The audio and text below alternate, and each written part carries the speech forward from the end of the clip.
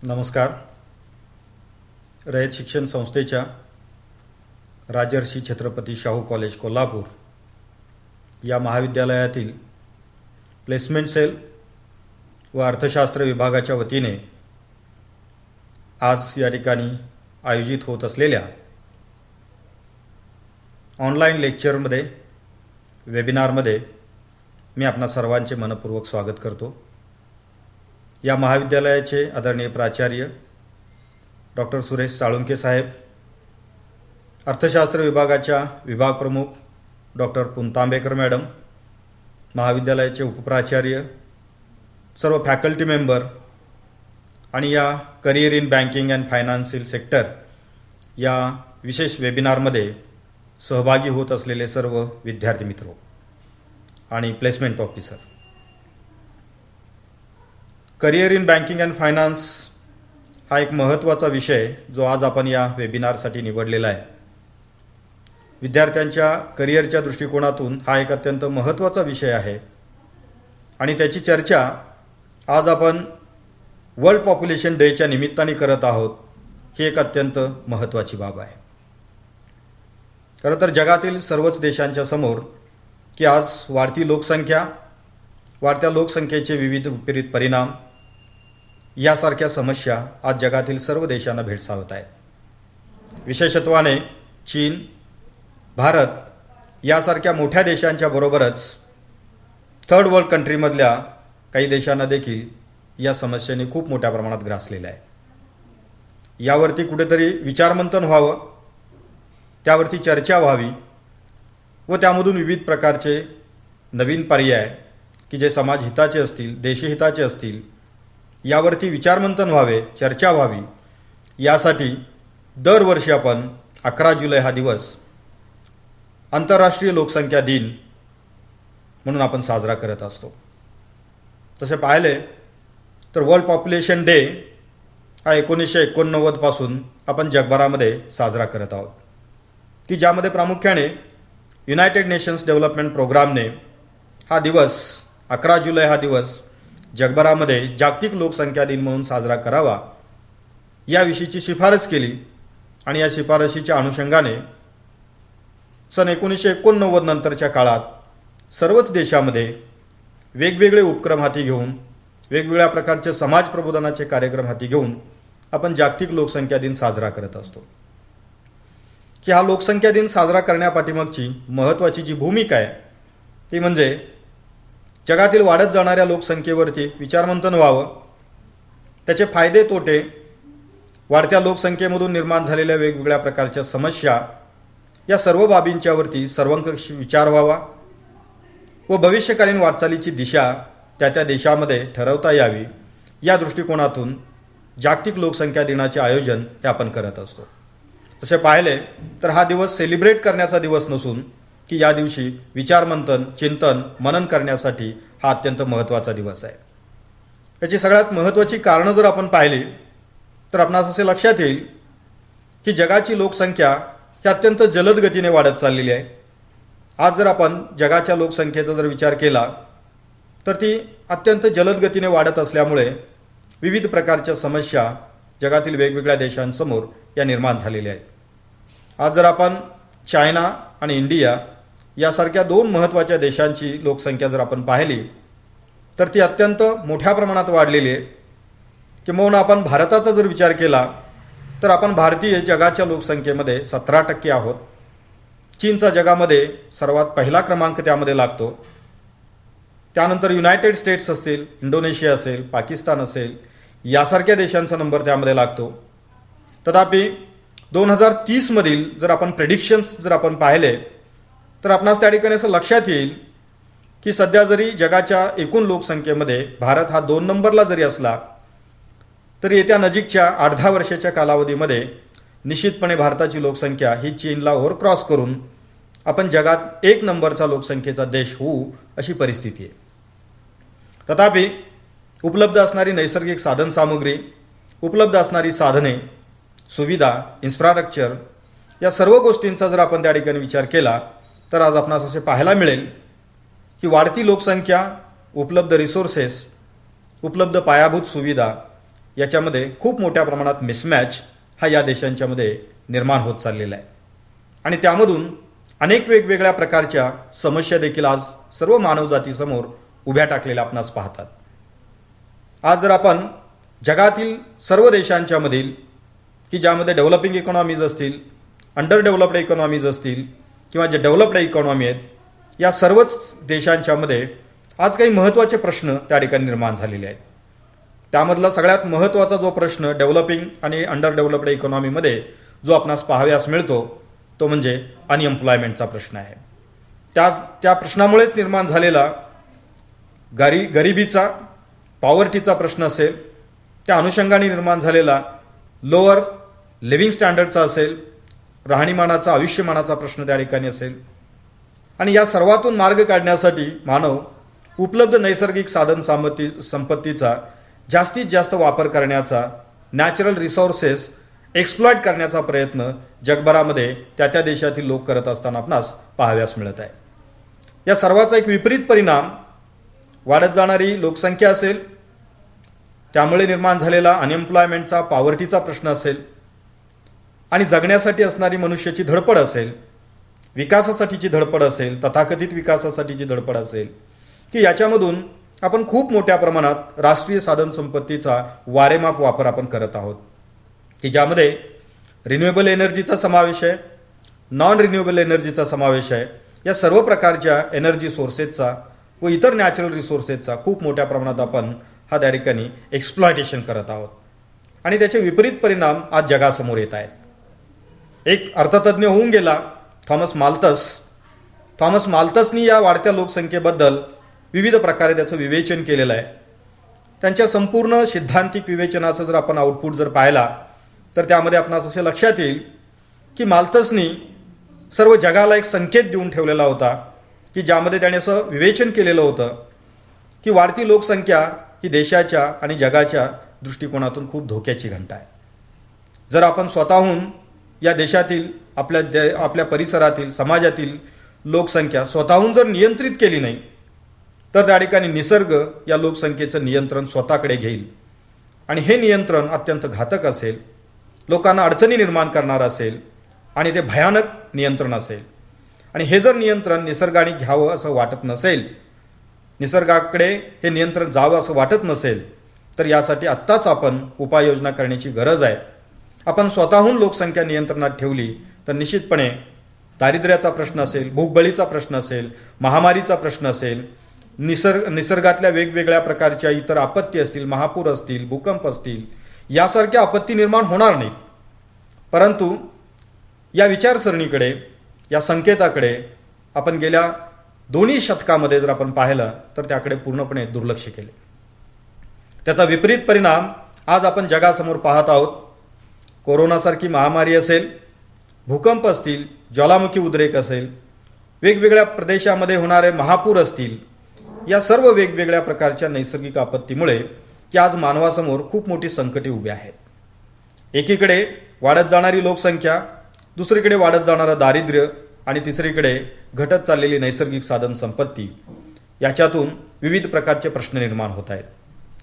हे जसे प्रश्न जगातील वेगवेगळ्या देशांच्या समोर आहेत त्याच पद्धतीने भारतात देखील हेच प्रश्न अत्यंत गंभीर स्वरूप धारण करत असल्याचे आपणास आज पाहायला मिळत आहे. ज्यामध्ये ओव्हर पॉप्युलेशनमुळे देशातील पायाभूत सुविधा ज्या आहेत, विशेषतः ज्या सार्वजनिक पायाभूत सुविधा आहेत त्याच्यावरती खूप मोठ्या प्रमाणात आज बर्डन, तणाव निर्माण झालेला आहे. आज आपण बसेसचं त्या ठिकाणी ट्रॅफिक पाहिलं, रेल्वे ट्रान्सपोर्ट आपण पाहिली, त्याचबरोबर इतर ज्या पब्लिक ट्रान्सपोर्ट फॅसिलिटीज आहेत, इलेक्ट्रिसिटीची अवेलेबिलिटी असेल, पाणी पुरवठ्याच्या, पिण्याच्या पाण्याच्या सुविधा असतील, सॅनिटायझेशनच्या सुविधा असतील, अशा अनेक वेगवेगळ्या प्रकारच्या समस्या आज भारतामध्ये देखील आहेत. त्याहून गंभीर समस्या आज जी आपल्या सर्वांच्या समोर आहे ते म्हणजे अनएम्प्लॉयमेंट आणि पॉवर्टीचा प्रश्न आज खूप मोठा आहे. त्याच्यातून निर्माण झालेला इन्कम इनइक्वॅलिटीचा किंवा डिस्पॅरिटीचा प्रश्न देखील दिवसेंदिवस गंभीर होत चाललेला आहे आणि त्याच्यातून चोरी, मारामाऱ्या, लूट, अशा अनेक वेगवेगळे दंगे धोपे यासारख्या अनेक वेगवेगळ्या प्रकारच्या सामाजिक समस्याही याच्यातून जन्म घेत असल्याचे आपणास त्या ठिकाणी पाहाव्यास मिळत आहे. तर या सर्व समस्या जर आपण त्या ठिकाणी पाहिल्या तर याच्यावरती कुठेतरी सोल्युशन काढण्याच्या दृष्टिकोनातून की आपणास विचारमंथन करण्याची अत्यंतिक आवश्यकता आहे. या सर्व वाढत्या लोकसंख्येच्या समस्येमुळे जे काही वेगवेगळे प्रॉब्लेम निर्माण झालेले आहेत त्याच्यातील सर्व प्रॉब्लेमचं जर मूळ जर आपण पाहिलं तर या देशात वाढत चाललेल्या लोकसंख्येमुळे वाढणारा अनएम्प्लॉयमेंटचा रेट आणि दारिद्र्याचा प्रश्न हा एक अत्यंत गंभीर प्रश्न आहे. अशा परिस्थितीमध्ये की आपण आजच्या दिवसाच्या निमित्तानं जे चिंतन करणं गरजेचं आहे, जो विचार करणं गरजेचं आहे, वाढत जाणारी लोकसंख्या ही खूप मोठ्या प्रमाणात वाढते आहे, त्याच्यावरती नियंत्रण ठेवण्याची गरज आहेच, प्रश्नच नाही. परंतु याच्यातून निर्माण झालेला जो बेरोजगारीचा जो प्रश्न आहे, हा बेरोजगारीचा प्रश्न जर आपल्याला सोडवायचा असेल तर या युवकांना कुठेतरी आपल्याला दिशा देण्याची गरज आहे. आणि ही दिशा द्यायची असेल तर अनेक वेगवेगळ्या प्रकारचे पर्याय आपल्यासमोर आहेत की ज्यामधला एक पर्याय असू शकतो तो सेल्फ एम्प्लॉयमेंटचा पर्याय असू शकतो आणि दुसरा पर्याय जो आहे तो म्हणजे एम्प्लॉयमेंटचा पर्याय आहे. तथापि ह्या दोन वेगवेगळ्या गोष्टी आहेत, त्याच्यासाठी वेगवेगळ्या पद्धतीने विचारमंथन करण्याची आवश्यकता आहे. परंतु त्या ठिकाणी या देशातील लोकसंख्या नियंत्रणासाठी आपण सर्वच जण शासनासहित विविध पातळीवरती आपण प्रयत्न करत आहोत. परंतु सध्याचा लोकसंख्येचा क्वांटम जर आपण पाहिला तर त्याच्यामुळे निर्माण झालेला जो अनएम्प्लॉयमेंटचा प्रश्न आहे तो जर आपल्याला कमी करायचा असेल, दारिद्र्याचा प्रश्न त्यामधून निर्माण झालेला कमी करायचा असेल तर आपल्याला या युवक वर्गाला एक दिशा देण्याची गरज आहे.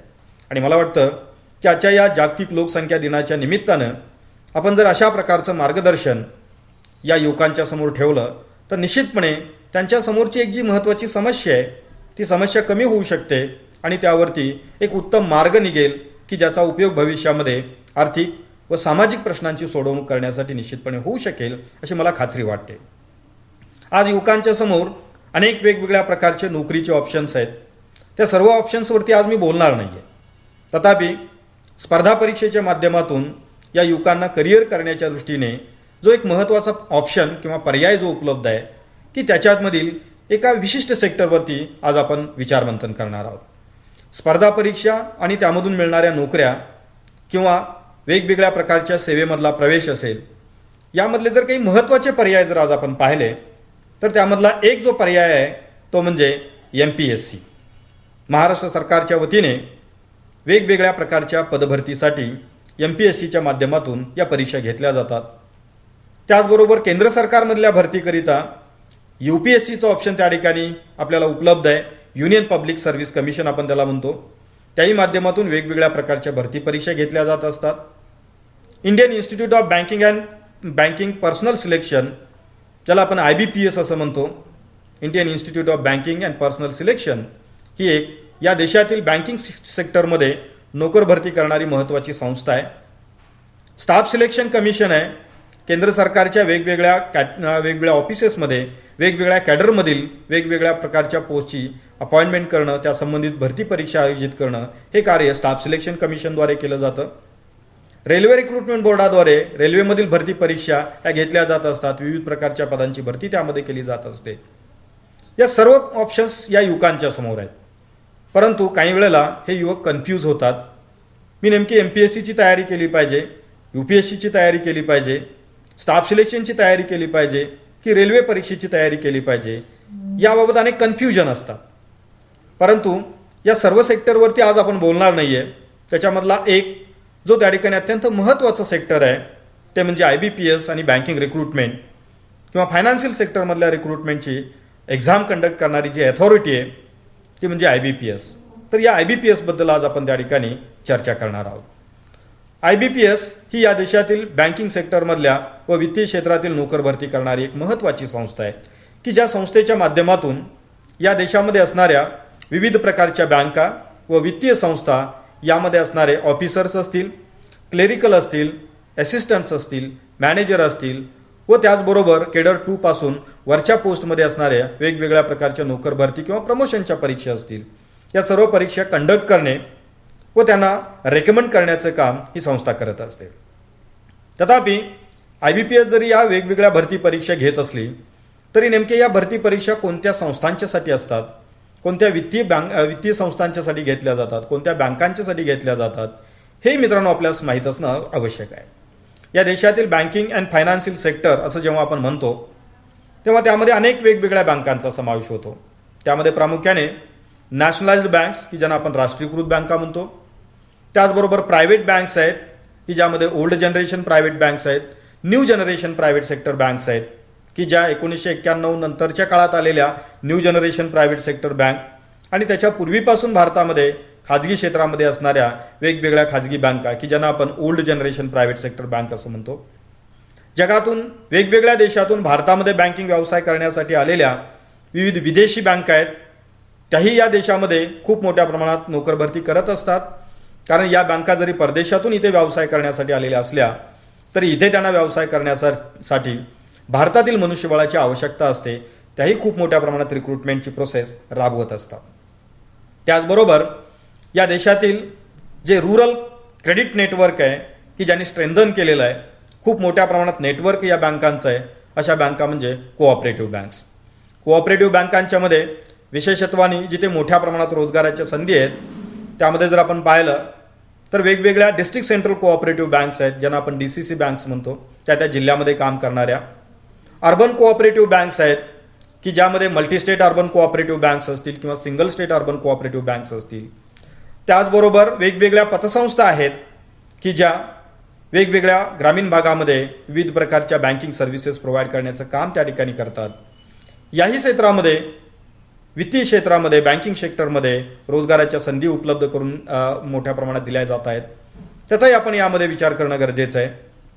त्याचबरोबर इन्शुरन्स सेक्टरचा जर आपण विचार केला तर ज्यामध्ये जीविताचा विमा उतरवणाऱ्या LIC बरोबरच इतर अनेक वेगवेगळ्या खाजगी क्षेत्रातील लाईफ इन्शुरन्स कंपनीज आहेत, जनरल इन्शुरन्स कंपनीज आहेत की ज्या वस्तूंचा किंवा वेगवेगळ्या प्रकारच्या ॲसेटचा विमा उतरवण्याचं काम करतात, ज्यामध्ये नॅशनल इन्शुरन्स असेल, युनायटेड इन्शुरन्स असेल, ओरिएंटल इन्शुरन्स असेल, प्रायव्हेट सेक्टरमधल्या वेगवेगळ्या ICICI लोंबार्डसारखी इन्स्टिट्यूशन्स असेल किंवा रिलायन्स जनरल लाईफसारखी इन्स्टिट्यूशन असेल, अशा खूप साऱ्या मोठ्या प्रमाणात या जनरल इन्शुरन्स कंपन्या देखील या वित्तीय क्षेत्रामध्ये आहेत.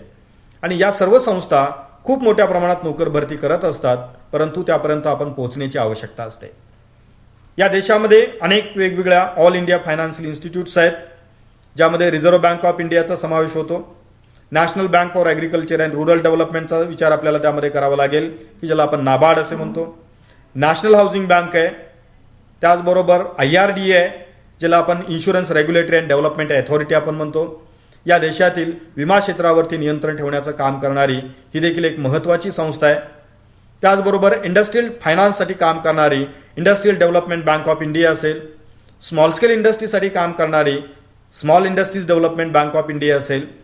या देशातील भांडवल बाजारावरती नियंत्रण ठेवणं आणि त्याच्या विकासाची जबाबदारी पार पाडणारी सेबी नावाची संस्था असेल, securities and exchange board of India असेल.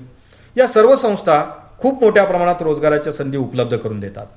तथापि या रोजगारापर्यंत पोहोचण्यासाठी या युवा वर्गाने या बँकांची, या वित्तीय संस्थांची माहिती घेणं, वेळोवेळी त्यांच्या वेबसाईट्स रेफर करणं, त्यांनी काढलेल्या एम्प्लॉयमेंट ॲडव्हर्टाइजमेंटचा त्या ठिकाणी माहिती घेणं, त्याप्रमाणे अप्लाय करणं, त्या परीक्षांची तयारी करणं आणि त्या पदापर्यंत पोहोचण्यासाठी प्रयत्न करण्याची गरज असते.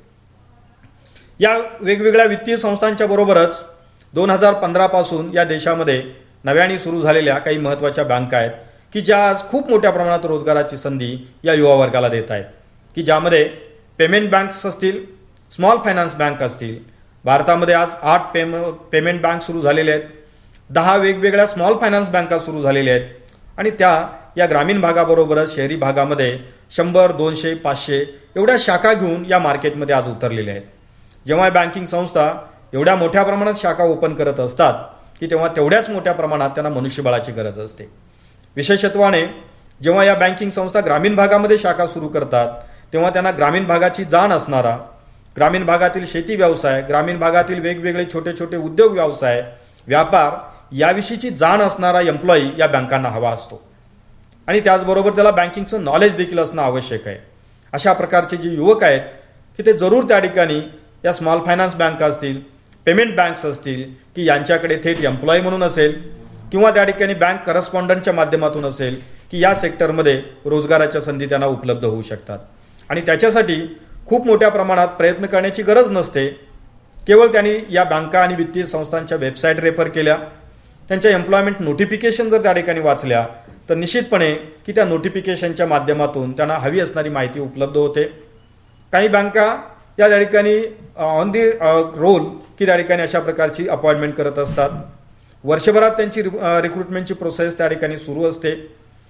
मात्र या युवकांनी अशा वेबसाईट्स रेफर करून आपले CV असतील, बायोडाटा असतील की अशा बँकांच्याकडे पाठवणे, तिकडे रजिस्ट्रेशन करणे आणि त्या माध्यमातून आपण या जॉबसाठी इच्छुक आहोत याबाबतची माहिती संबंधित इन्स्टिट्यूशनला कळवणे हे अत्यंत आवश्यक असते. तर अशा अनेक वेगवेगळ्या वित्तीय संस्था आहेत. या सर्व वित्तीय संस्थांच्यामध्ये खूप मोठ्या प्रमाणात असणारी ऑपॉर्च्युनिटी विशेषतः ग्रामीण भागातील युवकांनी याचा फायदा घेण्याची आवश्यकता आहे. तथापि या सेक्टरकडे जात असताना ते आपणास आणखीन एक महत्त्वाची बाब माहीत असणं आवश्यक आहे.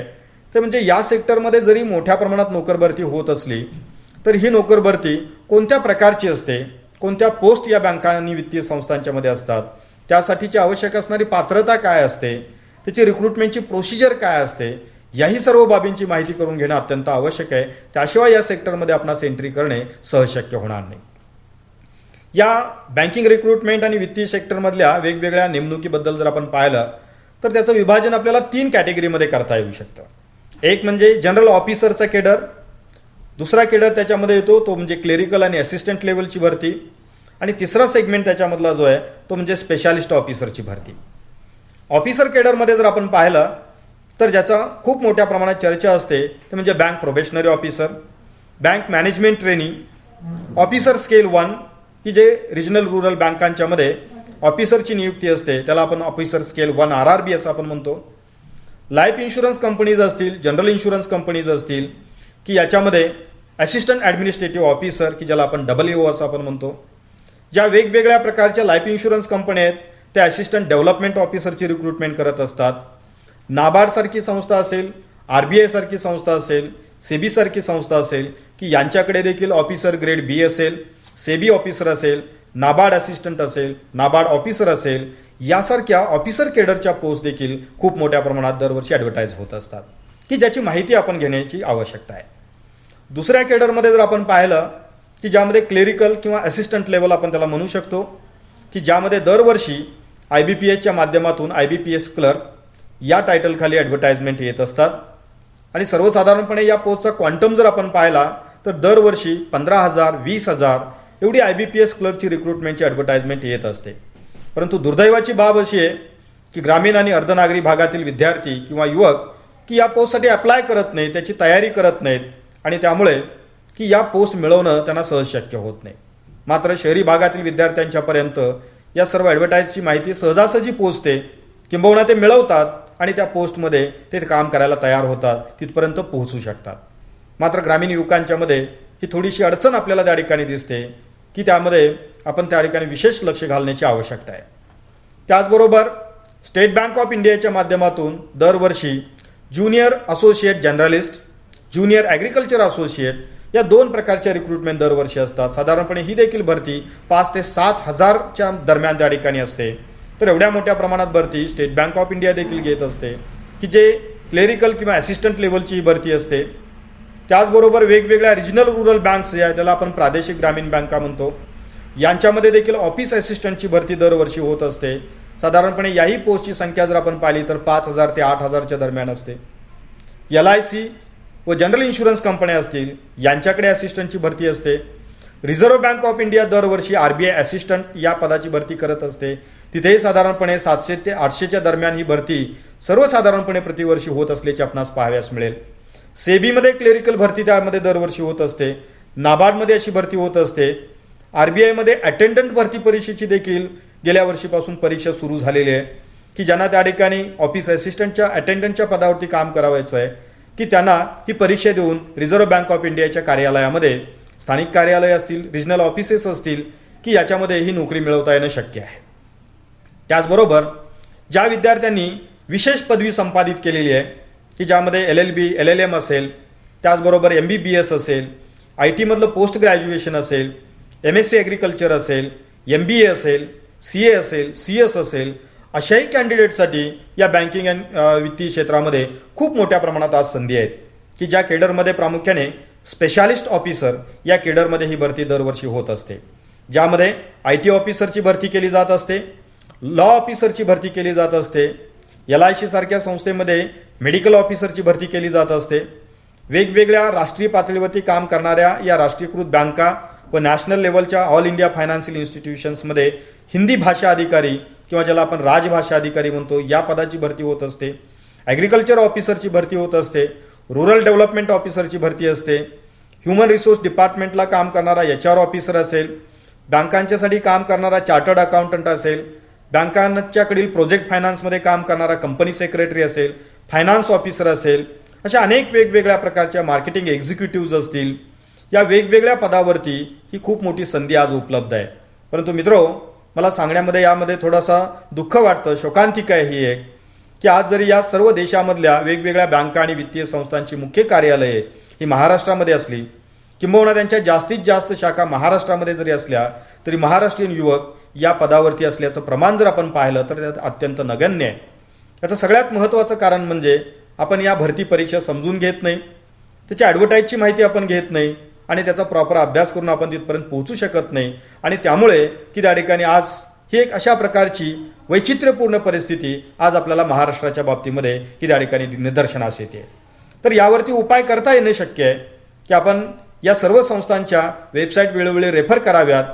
एम्प्लॉयमेंट न्यूजसारखा न्यूजपेपर असेल, विविध प्रकारचे इतर वेगवेगळ्या एम्प्लॉयमेंटच्या नोटिसेस देणाऱ्या वेबसाईट्स आहेत, वेगवेगळे ॲप्स आहेत की त्याच्या माध्यमातून आपण ही माहिती घेतली पाहिजे आणि त्याची तयारी करून आपण या परीक्षा देणं अत्यंत आवश्यक आहे. आता एक महत्त्वाचा भाग याच्यामधला जो राहतो तो म्हणजे या रिक्रुटमेंट प्रोसेसच्या वेगवेगळ्या मेथड्स आहेत. तर त्या नेमक्या मेथड्स कोणकोणत्या आहेत त्याही आपल्याला माहीत असणं गरजेचं आहे. बँकिंग अँड फायनान्शियल सेक्टरमध्ये जे काही भरती परीक्षा होत असतात किंवा जी भरतीची प्रक्रिया होत असते त्याचं प्रामुख्याने आपण 4 वेगवेगळ्या मॉडेल्समध्ये वर्गीकरण करू शकतो. त्यातला पहिला जो प्रकार आहे तो म्हणजे असिस्टंट व क्लेरिकल लेवलच्या भरती परीक्षेसाठीची पद्धती, ज्यामध्ये या देशातल्या सर्व बँका व वित्तीय संस्था जेव्हा क्लेरिकल किंवा असिस्टंट लेवलची भरती करत असतात तेव्हा त्या ठिकाणी केवळ ही सिलेक्शनची प्रोसेस ही 2 स्टेजेसची असते. म्हणजे केवळ 2च टप्प्यामध्ये ही सगळी सिलेक्शन प्रोसेस असते आणि फायनल सिलेक्शन होतं. म्हणजे या भरती परीक्षेमध्ये एक प्रिलिमिनरी एक्झाम घेतली जाते 100 मार्काची, त्यानंतर एक मेन्स एक्झाम घेतली जाते, सर्वसाधारणपणे ती 200 मार्काची असते आणि मेन्स एक्झाममध्ये मिळालेल्या मेरिटच्या आधारे फायनल सिलेक्शन्स हे केले जातात. जे क्लेरिकल लेवल किंवा असिस्टंट लेवलच्या भरतीमध्ये कुठल्याही प्रकारचा इंटरव्ह्यू हा घेतला जात नाही. म्हणजे केवळ प्रिलिमिनरी एक्झाममध्ये पास होणं गरजेचं आहे, त्यानंतर मेन्स एक्झाम क्वालिफाय होणं गरजेचं आहे आणि त्यामध्ये जर आपण टॉप रँकिंगला जर असू तर आपल्याला सिलेक्शन होण्यापासून कुणीही बाजूला ठेवू शकत नाही. दुसरं मॉडेल याच्यामधलं जे आहे ते म्हणजे ऑफिसर केडरसाठीच्या भरतीचं. त्यामध्ये probationary officer, management trainee and specialist officer अशा 3 प्रकारच्या ऑफिसर केडरच्या वेगवेगळ्या पोस्टचा समावेश याच्यामध्ये होतो. ही प्रक्रिया मात्र 3 स्टेजेसची असते. ऑफिसर केडरच्या भरती परीक्षेमधील प्रिलिमिनरी एक्झाम ही 100 मार्काची असते. मेन्स एक्झाम काही ठिकाणी 180 मार्काची असते, काही परीक्षांच्या बाबतीमध्ये ती 200 मार्काची असते, तर काही परीक्षांच्या बाबतीमध्ये ती 250 मार्काची असते. म्हणजे RBIची परीक्षा असेल, स्टेट बँकेची परीक्षा असेल, इतर IBPSच्या परीक्षा असतील की त्याच्यामध्ये थोडाफार की गुणांकनाचा प्रश्न त्या ठिकाणी असतो, त्यामध्ये तफावत असते. परंतु त्यामध्ये असणारे कंटेंट जर आपण पाहिले तर ऑलमोस्ट सेम असतात. त्यामुळे जी त्या तयारी आपण त्या ठिकाणी प्रिलिमिनरी एक्झाम किंवा असिस्टंट लेवलच्या भरतीसाठी करतो त्याचाही उपयोग या परीक्षेसाठी निश्चितपणे होऊ शकतो. ऑफिसर केडरच्या निवडीसाठी प्रिलिमिनरी एक्झाम क्वालिफाय झाल्यानंतर मेन्स एक्झाम क्वालिफाय होणं आवश्यक आहे आणि त्यानंतर इंटरव्ह्यू असतो. सर्वसाधारणपणे मेन्स एक्झामचे मार्क्स जे आहेत की त्याला 80% वेटेज असतं आणि इंटरव्ह्यूसाठी 20% वेटेज गृहीत धरलं जातं. या बेसिसवरती फायनल सिलेक्शन्स हे केले जात असतात.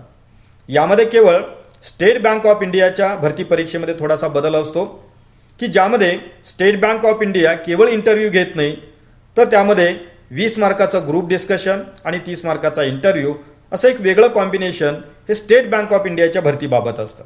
मात्र IBPS आणि इतर सगळ्या संस्थांच्या बाबतीमध्ये काही प्रमाणात जर आपण पाहिलं तर तिथे इंटरव्ह्यूला अधिक प्राधान्य दिलेलं आहे. मात्र त्या ठिकाणी ग्रुप डिस्कशन हा विषय फारसा नसतो.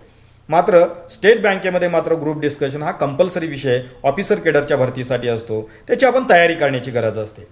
म्हणजेच यामध्ये मेन्सची एक्झाम व इंटरव्ह्यू याच्या आधारे ऑफिसर केडरचे सिलेक्शन्स हे होत असतात. तर तिसरं मॉडेल याच्यामधलं जे आहे ते नव्याने विकसित होत असणारं भरतीचं मॉडेल आहे की ज्याला आपण post graduate diploma in banking and finance असं आपण म्हणतो. यामध्ये ज्या बँकेला ऑफिसर केडरची भरती करावयाची आहे ती बँक ॲडव्हर्टाइजमेंट देते. त्यानुसार प्रिलिमिनरी एक्झाम कंडक्ट केली जाते. त्यामध्ये शॉर्टलिस्टेड झालेल्या कॅन्डिडेटचा इंटरव्ह्यू घेतला जातो आणि इंटरव्ह्यूमध्ये सिलेक्शन केलं जातं. तथापि सिलेक्ट झालेल्या विद्यार्थ्याला या देशातील काही महत्त्वाच्या विद्यापीठामध्ये 9 महिने कालावधीचा post graduate diploma in banking and finance हा प्रोग्राम करण्यासाठी त्यांना पाठवले जाते. या प्रोग्रामची सर्वसाधारणपणे फी ही 3,20,000च्या दरम्यान असते. परंतु ही फी भरण्यासाठी 2 पर्याय त्या ठिकाणी आपल्याला दिलेले असतात.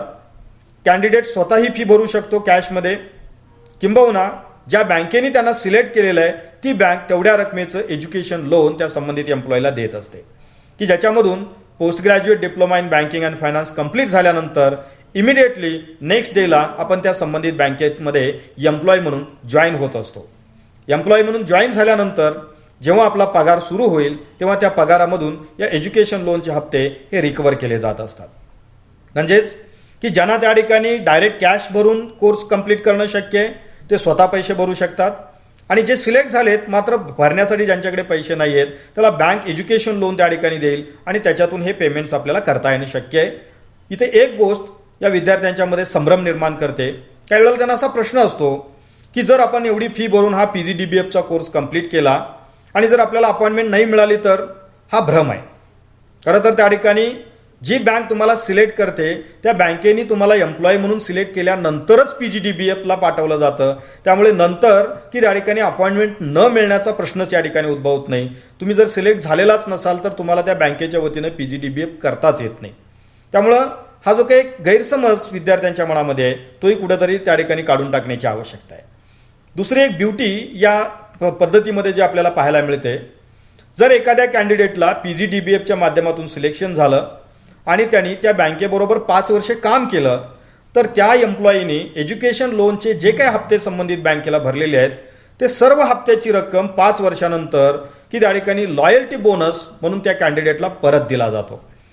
यामध्ये अपेक्षा एवढीच असते की बँकेने खर्च करून बँकेने ट्रेनिंग देऊन तुम्हाला तयार केल्यानंतर की तुम्ही त्या बँकेबरोबर काम करणं आवश्यक आहे.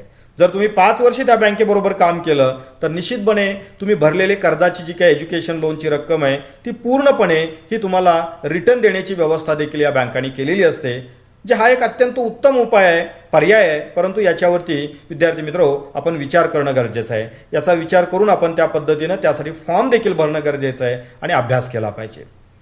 अलीकडे खाजगी बँका ज्या मोठ्या प्रमाणात जो ड्राईव्ह वापरतात किंवा ज्याला मॉडेल म्हणता येईल, हे 4थं मॉडेल म्हणजे कॅम्पस रिक्रुटमेंट. या कॅम्पस रिक्रुटमेंटमध्ये बऱ्याच वेळेला त्या ठिकाणी मार्केटिंग एक्झिक्युटिव्ह, मार्केटिंग ऑफिसर यासारख्या फील्डवर्कच्या जॉबसाठी खूप मोठ्या प्रमाणात रिक्रुटमेंट असते. तथापि असं जरी असलं तरी काही वेळेला ब्रँच ऑफिसच्या कार्यासाठी देखील अशा प्रकारचे कॅम्पस या बँकिंग इन्स्टिट्यूट्स वेगवेगळ्या संस्था कंडक्ट करत असतात. जी नामांकित महाविद्यालय आहेत, वेगवेगळ्या अकॅडमिक इन्स्टिट्यूशन्स आहेत, युनिव्हर्सिटीज आहेत, अशा ठिकाणी या बँका आपले कॅम्पस इंटरव्ह्यू लावतात, ज्यामध्ये पहिल्यांदा त्या कॅन्डिडेटला त्या पोस्टबाबत, त्या बँकेबाबत काउन्सिलिंग केलं जातं, त्याला माहिती दिली जाते. त्यानंतर पोस्टचं स्वरूप काय, कामकाजाचं स्वरूप काय याची माहिती दिली जाते. त्यानंतर त्या कॅन्डिडेटची एक स्क्रीनिंग टेस्ट घेतली जाते. ही स्क्रीनिंग टेस्ट जी असते काही वेळेला ऑफलाईन असते, काही वेळेला ऑनलाईन टेस्ट घेतली जाते. त्या वेळच्या परिस्थितीनुसार जो ऑप्शन अवेलेबल असेल त्याप्रमाणे ही टेस्ट त्या ठिकाणी कंडक्ट केली जाते. त्यामध्ये शॉर्टलिस्टेड झालेले कॅन्डिडेट जे आहेत की त्यांचा की त्या ठिकाणी शॉर्ट इंटरव्ह्यू घेतला जातो. काही वेळेला हा interview face to face interview असतो, काही वेळेला तो टेलिफोनिक इंटरव्ह्यू सुद्धा असू शकतो.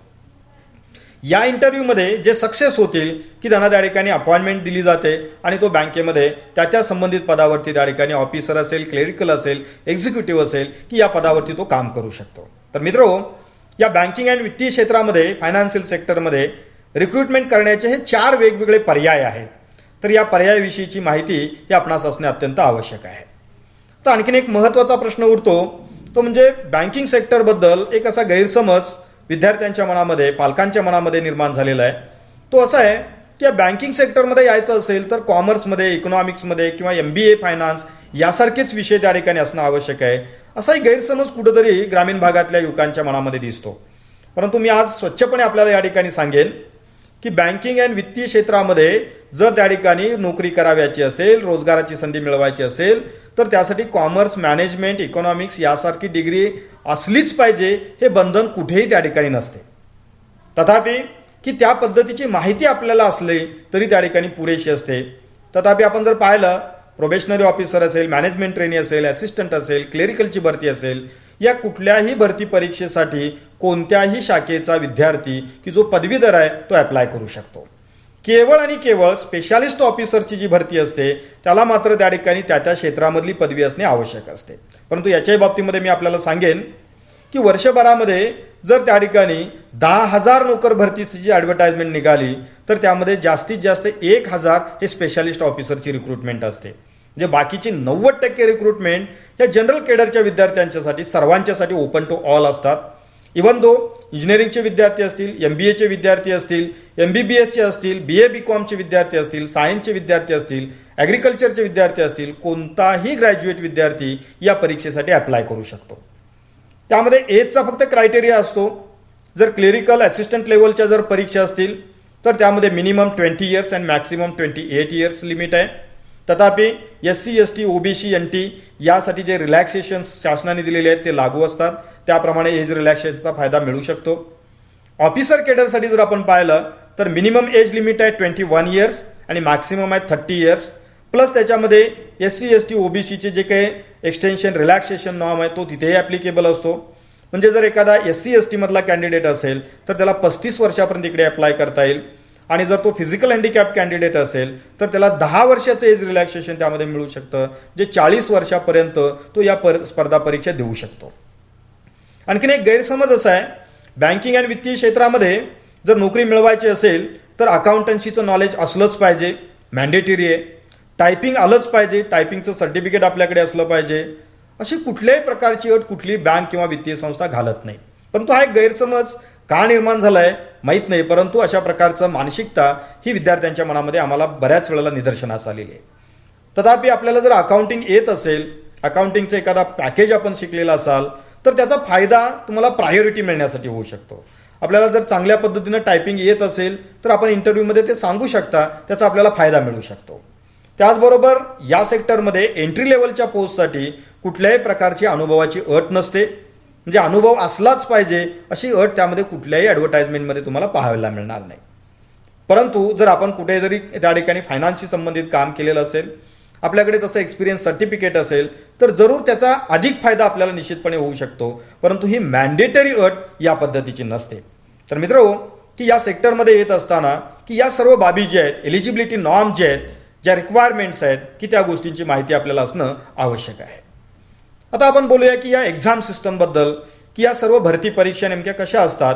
या बँका आणि वित्तीय संस्थांच्यामध्ये जी भरती केली जात असते ही करत असताना नेमकी काय सिस्टम त्या ठिकाणी असते. सर्वात महत्त्वाची बाब आपण समजून घेणं आवश्यक आहे की या सर्व बँका आणि वित्तीय संस्थांच्या भरती परीक्षा या राष्ट्रीय पातळीवरती घेतल्या जातात. त्यामधील DCC बँका आणि काही कोऑपरेटिव्ह बँका वगळता सर्व परीक्षा या राष्ट्रीय स्तरावरती घेतल्या जाणाऱ्या ऑनलाईन एक्झाम असतात. या एक्झामसाठीचं माध्यम जर आपण पाहिलं तर हे माध्यम इंग्लिश आणि हिंदी या दोनच माध्यमामध्ये परीक्षा देता येते. तथापि गेल्या 2 वर्षापूर्वी माननीय वित्तमंत्री महोदयांनी आणखीन एक पर्याय आपल्यासाठी दिलेला आहे. तो म्हणजे ज्या रिजनल रुरल बँक आहेत, प्रादेशिक ग्रामीण बँक आहेत, त्यांच्या केवळ पदभरतीसाठी ते स्थानिक लँग्वेजचं ऑप्शन त्या ठिकाणी उपलब्ध करून दिलेलं आहे. तथापि इतर सर्व परीक्षांच्यासाठी इंग्लिश आणि हिंदी हे दोनच माध्यम त्या ठिकाणी असतील. या परीक्षेमधील ऑलमोस्ट पार्ट हा त्या ठिकाणी जवळजवळ 95% पार्ट हा MCQ टाईप एक्झामचा असतो. ऑब्जेक्टिव्ह टाईप क्वेश्चन्स असतात. प्रत्येक प्रश्नासाठी 5 पर्याय त्या ठिकाणी दिलेले असतात आणि त्या 5 पर्यायामधून योग्य तो पर्याय आपण निवडणं अपेक्षित असतं. यामध्ये ज्या 2 एक्झाम आपण पाहिल्या, प्रिलिमिनरी एक्झाम आणि मेन्स एक्झाम, की ज्यामध्ये प्रिलिमिनरी एक्झाम ही 100 मार्काची असते, ज्यामध्ये क्वांटिटेटिव्ह ॲप्टिट्यूड, रिझनिंग आणि इंग्लिश यासाठी 35-35-30 असे क्वेश्चन्स आणि तेवढे मार्क्स त्या ठिकाणी असतात. आणि त्यामधून क्वालिफाईड झालेल्या कॅन्डिडेटला मेन्स एक्झाम देता येते. इथे सर्वसाधारणपणे रेट जर आपण पाहिला तर एक पोस्टची भरती करायची असेल तर प्रिलिमिनरी एक्झाममधून साधारणपणे 10 कॅन्डिडेट हे मेन्सला शॉर्टलिस्ट केले जातात. व मेन्स एक्झाममधून इंटरव्ह्यू जर असेल तर त्या ठिकाणी एकास 4 प्रमाणे कॅन्डिडेट शॉर्टलिस्ट केले जातात. ही मेन्स एक्झाम 200 मार्काची असते, काही ठिकाणी ती 250 मार्काची असते, LIC सारख्या बाबतीमध्ये ती 180 मार्काची असते. मात्र यामध्ये समाविष्ट असणारे सेक्शन्स हे तेच असतात की ज्यामध्ये क्वांटिटेटिव्ह ॲप्टिट्यूड असेल, रिझनिंग असेल, इंग्लिश लँग्वेज असेल, general awareness and financial awareness असेल आणि कम्प्युटर ॲप्टिट्यूड. हे 5च सेक्शन याच्यामधले कोर सेक्शन्स आहेत. फक्त त्याचं कॉम्बिनेशन हे 200, 250 आणि 180 मार्काप्रमाणे हे वेगवेगळं केलेलं असतं. या परीक्षेच्या बाबतीमध्ये आणखीन एक महत्त्वाचा प्रश्न जो सर्वांनी समजून घेणं गरजेचं आहे की यामध्ये नेगेटिव्ह मार्किंगचं त्या ठिकाणी प्रोव्हिजन आहे. म्हणजे जर एक प्रश्न जर चुकला तर मिळालेल्या मार्कामधील 0.25 मार्क्स हे लेस होतात. याचं कारणही असं आहे, बँकिंग अँड फायनान्शियल सेक्टरमध्ये ॲक्युरेसीला महत्त्व असतं. आपल्याकडे ॲक्युरेसी किती आहे ही आजमावण्यासाठी पेनल्टी फॉर रॉंग आन्सर्स ही प्रोव्हिजन त्याच्यामध्ये केलेली आहे.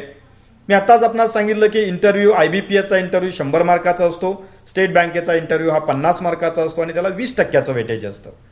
या पद्धतीने या सर्व परीक्षा देशभरामध्ये त्या ठिकाणी कंडक्ट केल्या जात असतात.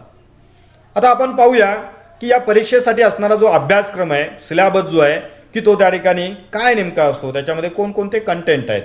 मी आत्ताच आपल्याला सांगितलं की सर्व परीक्षांच्या सिलेबसमध्ये 5च महत्त्वाचे कंटेंट असतात. फक्त मार्कांचं डिस्ट्रीब्युशन, त्याची वर्गवारी वेगवेगळी असते. जर आपण क्लेरिकल आणि असिस्टंट लेवलच्या भरती परीक्षा जर पाहिल्या तर ज्यामध्ये प्रिलिमिनरी एक्झाम त्यामध्ये इंग्लिश लँग्वेज 30 मार्कासाठी 30 क्वेश्चन्स आहेत. न्यूमरिकल ॲबिलिटी 35 मार्काचे 35 क्वेश्चन त्या ठिकाणी आहेत. रिझनिंग ॲबिलिटीमध्ये 35 क्वेश्चन्स आहेत, 35 मार्क्स त्याला आहेत. आणि या तिन्हीसाठी 1 तासाचा कॉम्पोजिट वेळ त्या ठिकाणी दिलेला असतो आणि त्या वेळेमध्ये आपल्याला हे तिन्ही सेक्शन्स त्या ठिकाणी सॉल्व्ह करणं आणि त्याच्यातून उत्तीर्ण होणं आवश्यक आहे. इथे उत्तीर्ण होण्याचा जो क्रायटेरिया आहे तोही आपण समजून घेतला पाहिजे. 100 पैकी त्या ठिकाणी कट ऑफ जरी असला तरी प्रत्येक सेक्शनमध्ये म्हणजे इंग्लिश लँग्वेज, न्यूमरिकल ॲबिलिटी आणि रिझनिंग ॲबिलिटी या तिन्हीमधला जो कट ऑफ असेल की किमान तेवढे मार्क्स आपल्याला त्या ठिकाणी मिळणं आवश्यक आहे. जसं की आपण विद्यापीठाच्या परीक्षेच्या बाबतीमध्ये सर्व विषयामध्ये किमान 40 मार्क आपल्याला मिळालेच पाहिजेत. आपण त्या सर्व विषयामध्ये उत्तीर्ण झालो तरच आपल्याला पासिंग सर्टिफिकेट मिळू शकतं. तसाच प्रकार इकडे आहे. जर तिन्ही सेक्शनमध्ये आपण क्वालिफाईड असू आणि कट ऑफ क्वालिफाय केलेलं असेल तरच आपल्याला मेन्स एक्झाम देता येते. तर मेन्स एक्झाममधले जर सेक्शन्स जर तुम्ही पाहिले तर त्यामध्ये जनरल अँड फायनान्शियल अवेअरनेस आहे, जनरल इंग्लिश पुन्हा त्या ठिकाणी आहे, रिझनिंग ॲबिलिटी आणि कम्प्युटर ॲप्टिट्यूड इथे कॉम्बिनेशन तुम्हाला दिसेल की 2 सेक्शन या ठिकाणी एकत्र केलेले आहेत. त्याचबरोबर की त्या ठिकाणी क्वांटिटेटिव्ह ॲप्टिट्यूड हा एक स्वतंत्र सेक्शन त्याच्यामध्ये आहे की ज्याला 50 क्वेश्चन्स असतील 50 मार्कासाठी. परंतु इथे एक बाब लक्षात घेणं आवश्यक आहे की या 4ही सेक्शनसाठी विशिष्ट वेळ निर्धारित केलेली आहे की ज्यामध्ये जनरल अँड फायनान्शियल अवेअरनेससाठी 35 मिनिटाचा वेळ असेल, जनरल इंग्लिशसाठी 35 मिनिटाचा वेळ असेल, रिझनिंग ॲबिलिटी आणि कम्प्युटर ॲप्टिट्यूडसाठी 60 मार्क जरी असली तरी त्यासाठी 45 मिनिटाचाच फक्त वेळ आहे. क्वांटिटेटिव्ह ॲप्टिट्यूडसाठी देखील 45 मिनिटाचा वेळ आहे. जे 200 मार्काची परीक्षा असेल आणि त्यासाठी केवळ आपल्याला 160 मिनिटाचा वेळ निर्धारित करून दिलेला असेल. या वेळेमध्ये आपणास हे क्वेश्चन सॉल्व्ह करायचे आहेत, अचूकपणे सॉल्व्ह करायचे आहेत आणि जास्तीत जास्त स्कोअर आपल्याला करायचं आहे. यामधील मेन्स एक्झामवरती थेट क्लेरिकल आणि असिस्टंट लेवलच्या भरती परीक्षेमधील सिलेक्शन्स हे अवलंबून असतात, कारण यासाठी कुठेही इंटरव्ह्यू हा कंडक्ट केला जात नाही. तर या पद्धतीने क्लेरिकल व असिस्टंट लेवलची भरती परीक्षा ही राबवली जात असते. आता आपण पाहूया की probationary officers and management trainee या भरती परीक्षेचं स्वरूप जर तुम्ही पाहिलं तर प्रिलिमिनरी एक्झाम आणि या ठिकाणच्या मेन्स एक्झाम याच्यामध्ये तेच सेक्शन पुन्हा त्या ठिकाणी तुम्हाला दिसतील. फक्त त्या ठिकाणी मार्कांचं डिस्ट्रीब्युशन यामध्ये वेगळं दिसेल आणि त्यासाठी अलॉट केलेला वेळ जो आहे त्याच्यामध्ये थोडेफार तफावत किंवा फरक आपल्याला दिसेल. प्रिलिमिनरी एक्झाममध्ये कोणत्याही प्रकारचा बदल नसतो. मात्र मेन्स एक्झाममध्ये तुम्हाला दिसेल रिझनिंग अँड कम्प्युटर ॲप्टिट्यूडसाठी 60 मार्क्स आहेत, जनरल इकॉनॉमी बँकिंग अवेअरनेससाठी 40 मार्क आहेत, इंग्लिश लँग्वेजसाठी 40 मार्क आहे. इथे डेटा ॲनालिसिस अँड इंटरप्रिटेशन हा त्या ठिकाणी क्वांटिटेटिव्ह ॲप्टिट्यूडमधला पुढचा जो सेक्शन आहे तो याच्यामध्ये ॲड केलेला आहे आणि अशी 200 मार्काची परीक्षा असेल. फक्त या ठिकाणी स्टेट बँकेसारख्या भरती परीक्षेमध्ये इंग्लिश लँग्वेजची लेटर रायटिंगची एक 25 मार्काची ही टेस्ट घेतली जाते. मात्र ही फक्त क्वालिफाईंग टेस्ट आहे. याच्यासाठी कुठल्याही प्रकारचं गुणदान हे फायनल सिलेक्शनसाठी गृहीत धरलं जात नाही.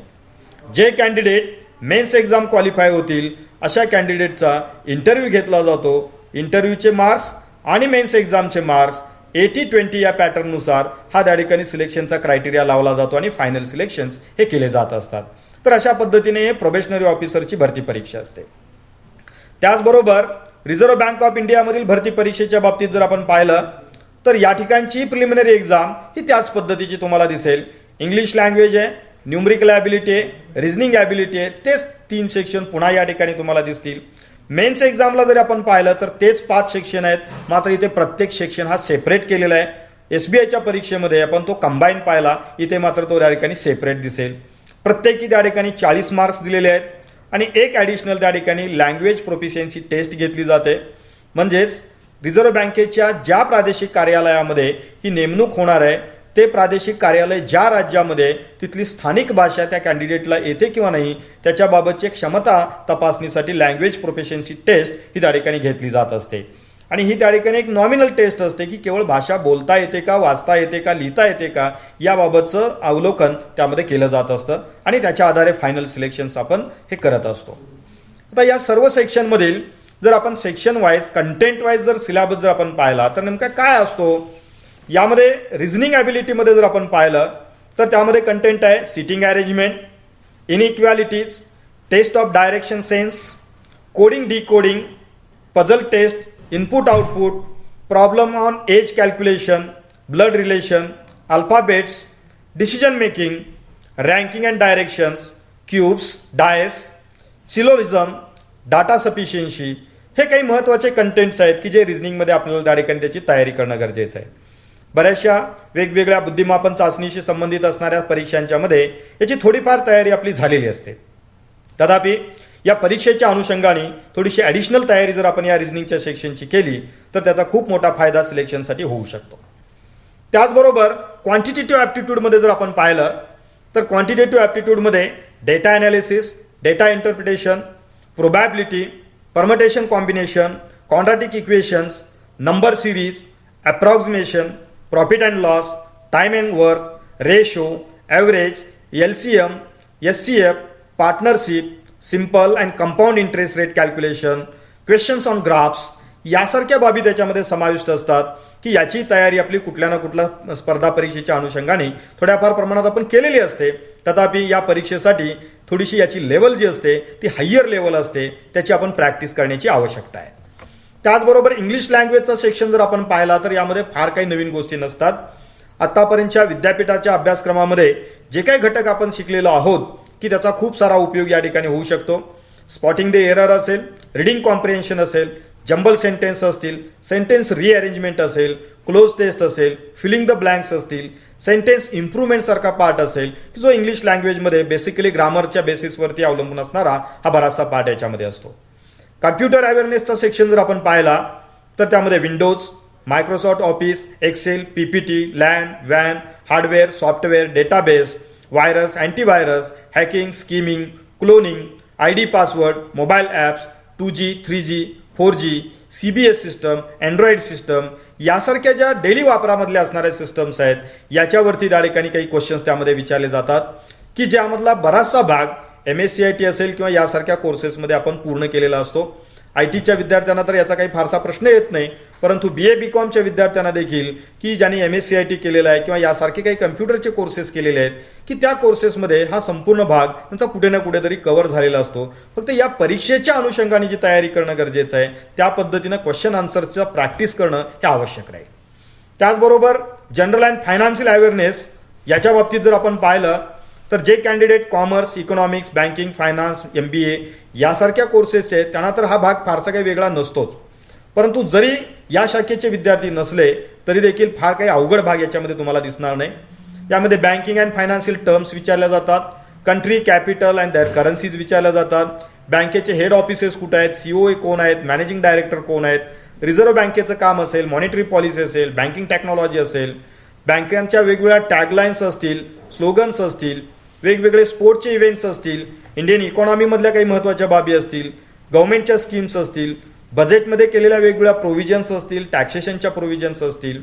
त्याचबरोबर जनरल अवेअरनेसमध्ये sport, national, international science events, sports events, books award, dams, वेगवेगळ्या नवीन अपॉइंटमेंट्स, त्याचबरोबर गेल्या लगतच्या 6 महिन्यामधील current affairs, national and international news हा सारखा जो भाग आहे की जो इतर सर्वसाधारण स्पर्धा परीक्षेसाठी असतो त्यातलाच भाग की याही परीक्षेसाठी तुम्हाला उपयोगी पडणार आहे की जो जनरल अवेअरनेसमध्ये त्याचा खूप मोठा फायदा की आपल्याला त्या ठिकाणी करून घेणार आहे. विद्यार्थी मित्रो, हे सगळे सेक्शन जर आपण त्या ठिकाणी पाहिले तर यावरून आपल्या लक्षात येईल की या बँकिंग अँड फायनान्शियल सेक्टरमधल्या ज्या काही रिक्रुटमेंटच्या एक्झाम असतात याची तयारी करण्यासाठी हे 5 सेक्शन एवढे महत्त्वाचे आहेत की या सेक्शनमधली तयारी जर आपण केली तर आपण वर्षभरामध्ये किमान त्या ठिकाणी 18 ते 20 परीक्षा केवळ एका या अभ्यासक्रमाच्या आधारे आपण निश्चितपणे देऊ शकतो. कारण कुठल्याही स्पर्धा परीक्षा या बँकिंग वित्तीय क्षेत्रामधल्या या सेक्शन व्यतिरिक्त की त्या ठिकाणी सिलेबस नसतो आणि त्यामुळे त्याचा खूप मोठा फायदा या रिक्रुटमेंटसाठी आपल्याला करून घेता येतो. की मुद्दाम मी त्या ठिकाणी आपल्यासाठी हा कंपॅरेटिव्ह चार्ट या ठिकाणी दिलेला आहे. हा चार्ट जर आपण पाहिला तर याच्यावरून आपल्याला एक गोष्ट लक्षात येईल की या सर्व स्पर्धा परीक्षा ज्या आहेत की त्याच्यासाठी हे सगळे सेक्शन त्या ठिकाणी उपयोगी आहेत. फक्त यामध्ये फरक एवढा असतो की जर त्या ठिकाणी असिस्टंट किंवा क्लेरिकल लेवलची पोस्ट असेल तर क्वेश्चनची लेवल ही सिम्पल असते. ऑफिसर केडरला थोडीशी क्वेश्चनची लेवल जी असते ती डिफिकल्टी लेवल हायर असते. एवढाच काही तो फरक या सिलेबसच्या अनुषंगाने विचारल्या जाणाऱ्या प्रश्नामध्ये असतो. बाकीचं यामध्ये फार मोठ्या प्रमाणात त्या ठिकाणी तफावत ही विद्यार्थी मित्र आपल्याला दिसणार नाही. आणि म्हणून मी आपल्याला त्या ठिकाणी विनंती करेन की आज आपल्या समोरचा जो काही बेरोजगारीचा जो महत्त्वाचा प्रश्न आहे हा प्रश्न जर आपल्याला त्या ठिकाणी सोडवायचा असेल तर अनेक वेगवेगळ्या प्रकारचे स्पर्धा परीक्षेचे पर्याय किंवा ऑप्शन्स तुमच्यासमोर निश्चितपणे आहेत. परंतु त्यामधला हा एक ऑप्शन असा आहे की ज्या ऑप्शनचा खूप मोठ्या प्रमाणात आपल्याला फायदा होऊ शकतो. की या सेक्टरमध्ये आल्याचा फायदा की आपल्याला स्वतःचं करिअर करण्यासाठी तर होईलच, परंतु त्याबरोबरच की त्या ठिकाणी समाजातील गरजू लोकांच्या आर्थिक अडचणी, वित्तीय अडचणी ज्या आहेत, कर्जाचे प्रश्न आहेत, शेतीच्या कर्जाचे प्रश्न आहेत, लघुउद्योगाच्या कर्जाचे प्रश्न आहेत, ग्रामीण भागातला कर्जबाजारीपणा आहे की याच्यामध्ये की त्या ठिकाणी एक सोल्युशन देण्यासाठी, या समाजसेवेमध्ये सहभागी होण्यासाठी, या अडचणीत असणाऱ्या लोकांचे प्रश्न सोडवण्यासाठी देखील एक तुम्हाला या बँकिंग सेक्टरमधल्या आणि फायनान्शियल सेक्टरमधल्या करिअरचा खूप मोठा फायदा हा निश्चितपणे होणार आहे आणि त्याचा फायदा आपण जरूर घ्याल असं मला त्या ठिकाणी खात्री वाटते. मित्रो, आज त्या ठिकाणी आपण या सेक्टरमधल्या काही पोस्ट आणि त्याच्या भरती प्रक्रियेबद्दल आपण चर्चा केली. मी आपल्याला विनंती करेन की IBPSची संस्था असेल किंवा इतर वेगवेगळ्या बँका असतील त्यांच्या वेबसाईट आपण वारंवार रेफर करत चला. आपल्या महाविद्यालयामध्ये असणारे जे प्लेसमेंट ऑफिसर आहेत त्यांच्याशी आपण चर्चा करा, त्यांच्याकडून आपण माहिती घ्या. निश्चितपणे की या सेक्टरमधलं हे उच्च करिअर जे आहे की ज्याच्यामध्ये तुम्हाला स्वतःच्या करिअरबरोबर समाजाची सेवा करण्याची देखील एक उत्तम संधी यामध्ये तुम्हाला मिळणार आहे. त्याचा जरूर आपण लाभ घ्यावा की अशी मी आपणा सर्वांना विनंती करतो आणि मी या ठिकाणी थांबतो. जय हिंद, जय कर्मवीर. धन्यवाद.